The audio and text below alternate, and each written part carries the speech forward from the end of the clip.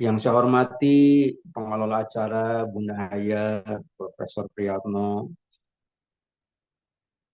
Al Mukarramun, segenap wakil talqin Syekh Mursyid yang hadir pada malam hari ini, yang berbahagia pemangku hajat manaqib, Ibu Haja Elvi Fibrian ya. Semoga beliau beserta keluarga selalu mendapatkan kajembaran rahmani dari Allah Subhanahu wa taala dengan mengistiqomahkan sebagai pemangku manaqib di manaqib online internasional. Iwan Ahwat di seluruh penjuru dunia yang sedang mengikuti acara manaqib online internasional pada malam hari ini, yang saya cintai, yang saya banggakan.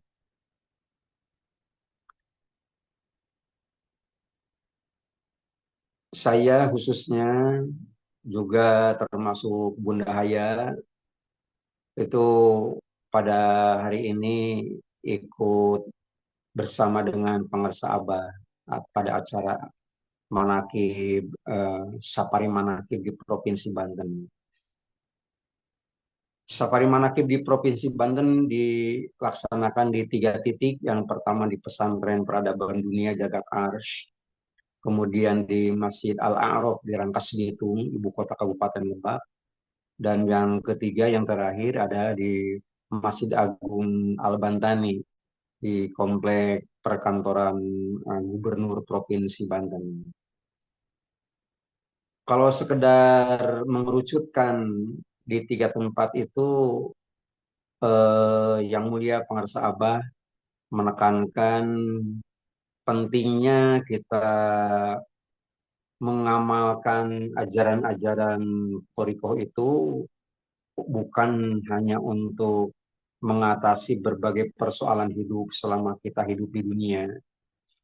Yang tidak kalah pentingnya adalah setelah kita sukses hidup di dunia ini, bagaimana agar kita bisa juga sukses meraih keuntungan, meraih keberkahan nanti di akhirat yang sifatnya abadi.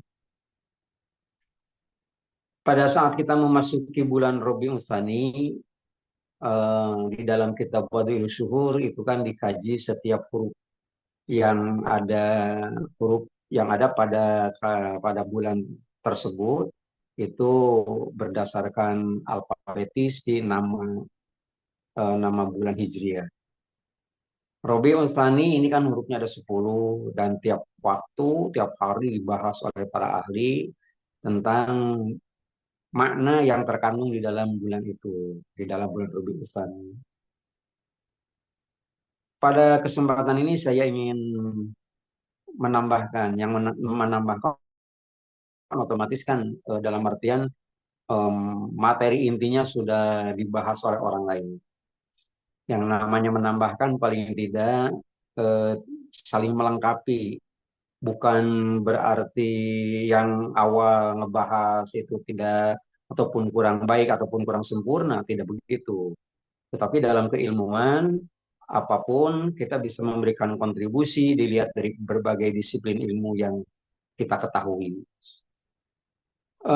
Dari 10 huruf pada kata Robi Insani ini ada dua huruf alif. Huruf alif yang pertama itu dimaknai sebagai inabah. Mungkin eh, pada waktu periode kemursidan Pangarsa Abah Anom, dulu kita sering mendengar sebutan inabah, gitu ya. Inabah itu kan dapat dikatakan sebagai satu institusi untuk intinya untuk merehabilitasi orang-orang yang kena masalah fisik gitu ya, tetapi cara pengobatannya bisa saja dengan menggunakan metode non fisik.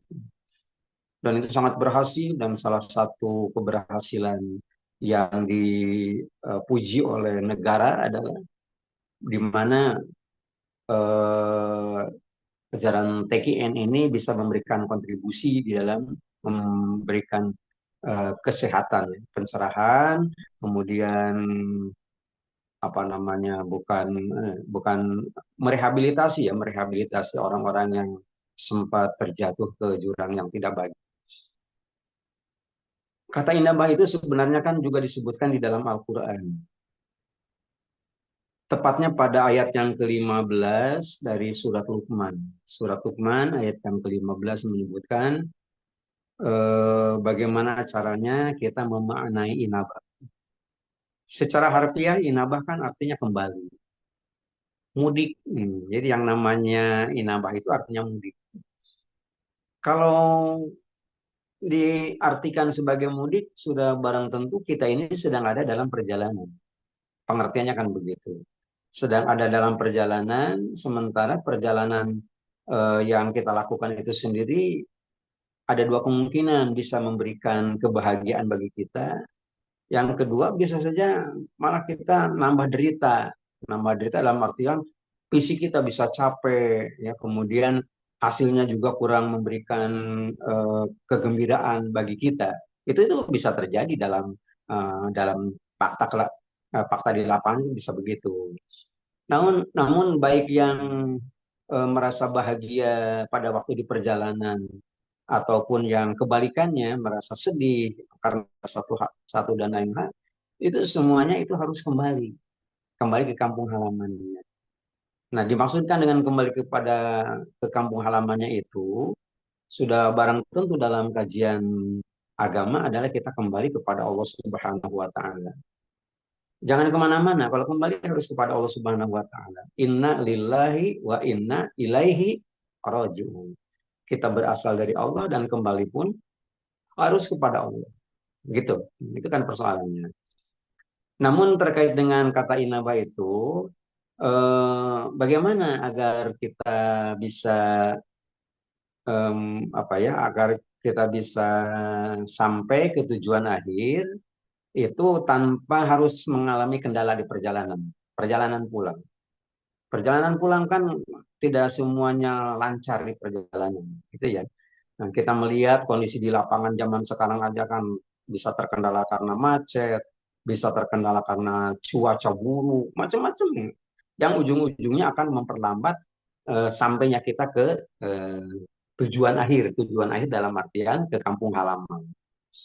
Nah, ini untuk menghindari kendala-kendala di lapangan itu sebenarnya gitu ya. Kita diperlukan untuk memaknai, untuk memahami, untuk bisa mengamalkan amalia-amalia tertentu agar mampu amalia itu sendiri bisa menyingkirkan beban-beban di perjalanan. Gitu.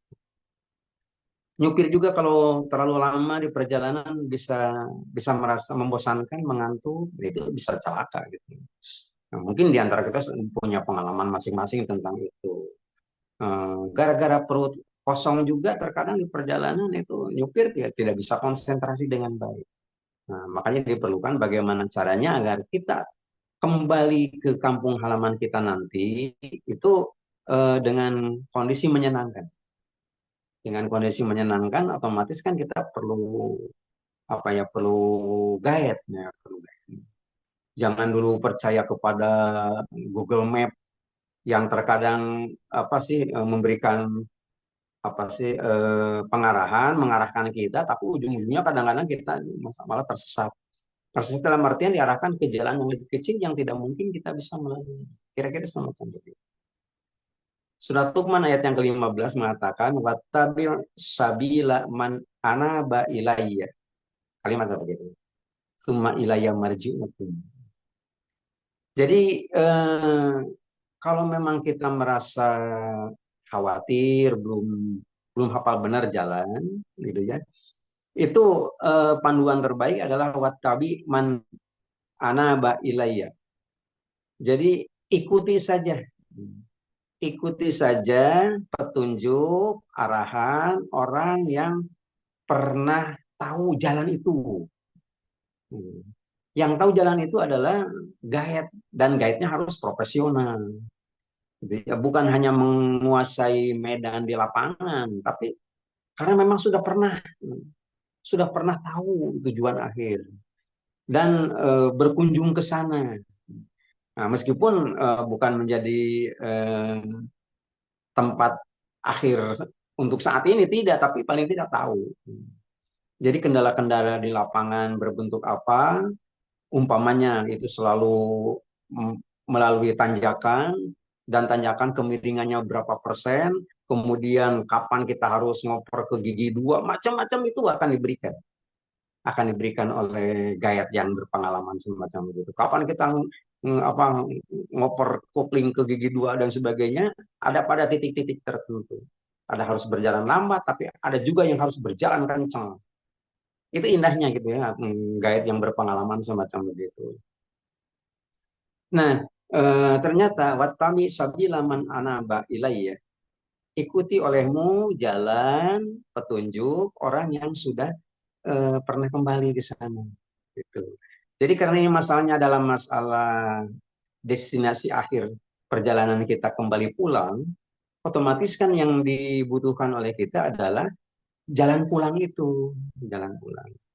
Jalan pulang itu sendiri jangan kita merasa sebagai berasal dari Allah Subhanahu wa taala, tetapi kalau mau pulang ternyata kita tidak tahu di mana alamat Allah Subhanahu wa taala itu. Itu yang paling berbahaya semacam begitu.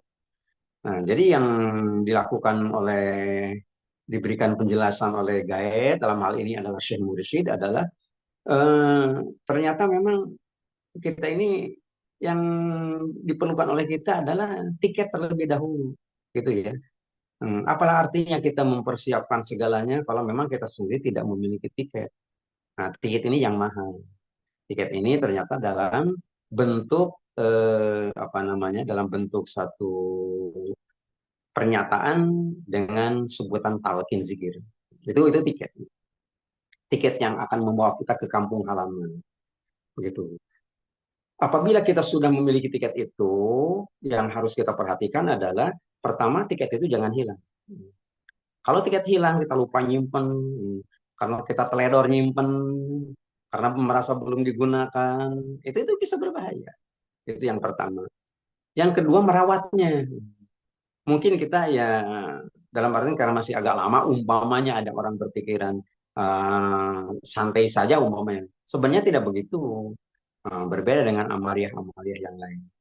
Jadi kalau ternyata memang disimpan di tempat sembarangan, apalagi kita kurang baik merawatnya, bisa jadi itu nanti akan mengurangi nilai. Mengurangi nilai dalam artian bisa saja namanya nanti akan blur gitu ya, tidak jelas ini milik siapa tiket ini, gitu ya, karena nggak pernah dipakai dan sebagainya, kira-kira semacam begitu. Gitu. Jadi harus harus diasah kalau pisau itu. Nah ini kalimat wattabisabila man anaba ilayya itu menunjukkan arti bahwa ada aturan-aturan, ada pedoman-pedoman yang bisa kita jadikan acuan. Yang kita jadikan acuan itu sendiri persis seperti yang disebut pada bagian awal tadi. Jadi tinggal ikut saja, tinggal ikut. Kita maaf di antara kita semua yang hadir, khususnya itu kan sudah banyak ya di antara kita yang bepergian sampai ke luar negeri sekali. Naik pesawat nggak akan tanggung. Di atas ketinggian umpamanya 33.000 kaki. 33.000 kaki kan kira-kira dari bawah itu sendiri kan sekitar berapa ya? Eh, Jauh lah ya, sekitar 12 kilometeran gitu ya. Itu kita sama sekali nggak kenal dengan pilot. Siapa pilotnya? Kemudian pilot itu berkebangsaan apa? Kita nggak ngerti. Tapi kan kita sempat tidur nyenyak di atas pesawat dengan kecepatan tinggi.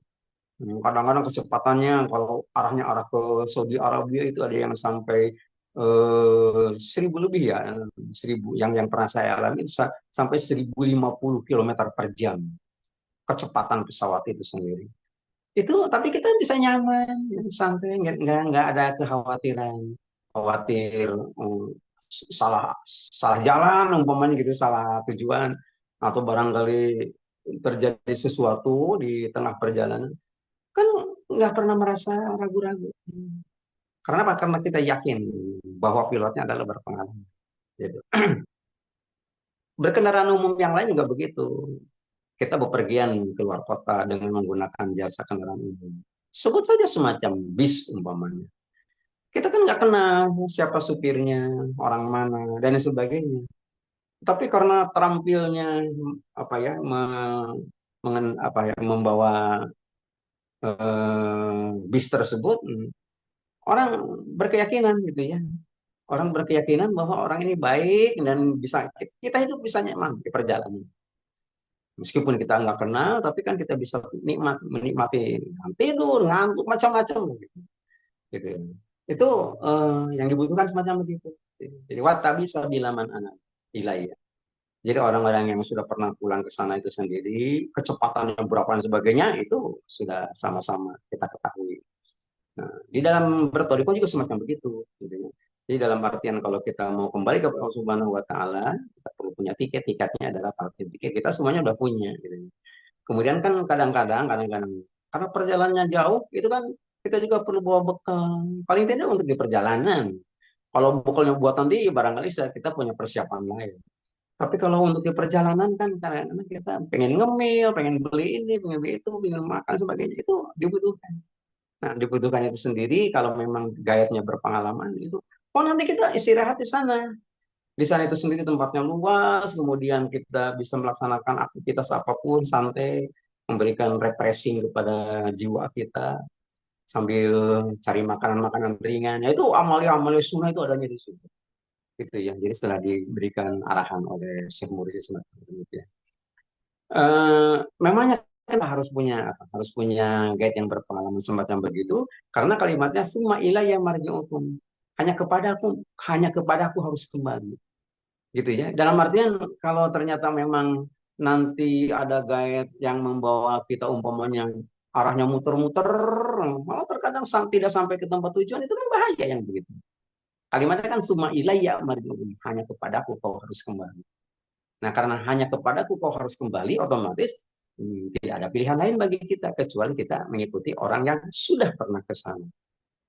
Nah, ini akan semakin menarik sebenarnya bagi kita apabila kita cermati bahwa di dalam kitab Bada'iul Syuhur itu ternyata kalimat inabah, inabah itu sendiri bukan hanya sekedar secara fisik kita harus kembali ke kampung halaman nanti di akhirat menemui Allah Subhanahu wa taala. Tetapi secara non fisik juga itu kita pun harus kembali kepada Allah. Kembali kepada Allah itu sendiri itu kan ada rangkaian ini. Ya, ada rangkaian yang menyebutkan adanya tingkatan-tingkatan tertentu, tingkatan tertentu untuk mencapai tujuan akhir itu. Ada taubat, ada inabat, sekiranya semacam begitu. Itu kan semuanya dibicarakan di dalam Al-Quran. Lagian kan torikohku ini kata Tuhan Syekh itu harus berlandaskan Al-Quran dan Sunnah Rasulullah Shallallahu Alaihi Wasallam. Jadi membicarakan manqobah itu sebenarnya kita ini sedang menapaki, sedang mengamalkan secara maknawi gitu ya ayat-ayat Al-Quran dan Sunnah Rasulullah Shallallahu Alaihi Wasallam. Gitu. Makanya karena ini perjalanan yang sangat melelahkan, kita nggak usah merasa apa ya, merasa takut kita nggak tahu jalan, nggak usah begitu. Malah kalau dalam bertoriko, mumpung tidak tahu, ya, mumpung tidak tahu kita tinggal ikut aja. Gitu. Daripada kita sok tahu ngasih saran begini begitu, padahal kita sendiri tidak tahu sama sekali. Gitu, itu kan apa namanya kemampuan yang membawa kita dengan kita yang dibawanya sangat jauh dan tidak mungkin akan sama level.